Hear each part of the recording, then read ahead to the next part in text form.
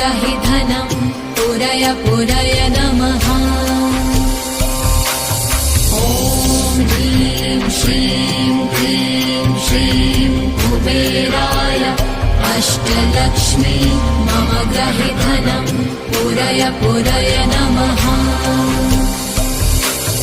ॐ ह्रीं श्रीं क्लीं श्रीं कुबेराय अष्टलक्ष्मी मम ग्रहे धनं पुरय पुरय नमः। ॐ ह्रीं श्रीं क्लीं श्रीं कुबेराय अष्टलक्ष्मी मम ग्रहे धनं पुरय पुरय नमः।